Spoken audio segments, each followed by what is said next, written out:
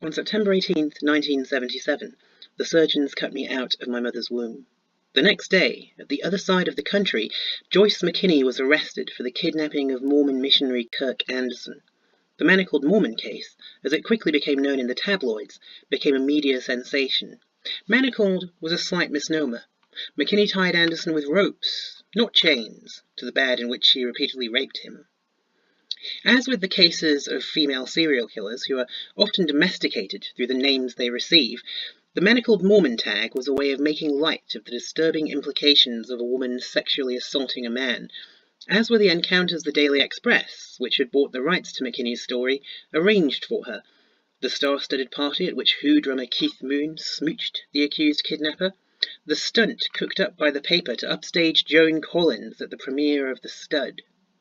As detailed in the Errol Morris film tabloid, however, another UK paper, the Daily Mirror, was also looking into McKinney's story, and they found a very different background from the innocent one she presented to the Express. Contacting an ex-boyfriend of McKinney's back in California, they uncovered her past as a call girl, dominatrix, model, and wrestler. According to photographer Kent Gavin, dispatched by the Mirror to find or take a nude shot of McKinney, the archive of photos her ex-boyfriend gave him included photos of McKinney wrestling with Thai girls, note the plural, and some mud wrestling shots. Unfortunately, most of the pictures in this archive were lost, according to Gavin, during a reorganisation resulting from a change of ownership at Mirror Group newspapers. If you do a Google image search for Joyce McKinney wrestling, one picture of McKinney turns up. She is pictured being strangled by one of the Thai girls Kent mentions, and the photo is shot in the style of the apartment wrestling photographs taken by photographer Theo Errett for Sports Review Wrestling. The Morris film has at least one other image of this encounter, which can't really be called a fight. The apartment bout photos were staged for titillation, with the models cribbing poses from Errett's more legitimate wrestling photographs, which he would bring along to shoots for reference. The fact that wrestling was one of the services McKinney offered as a call girl suggests she felt able to handle herself in a real fight, however.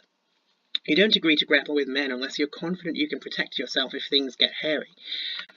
Even if, like McKinney, you have a boyfriend outside in your car, listening in to a bug secreted in the collar of the dog you always bring to see your Johns. Which in turn suggests that McKinney's insistence throughout Morris's documentary that there was no way a slip of a girl like her could compel Anderson to comply is somewhat self-serving. As indeed is a lot of what she says in the course of the film. Like Betty Broderick, McKinney seems to possess a powerful narcissism. Like Broderick, she also does not shy away from insulting or demeaning other women. She mocks both Anderson's mother and the wife he married after the incident for being overweight. She accuses two ladies at the pharmacy who didn't like me of drugging her dog as part of a bizarre plot to get it to attack her.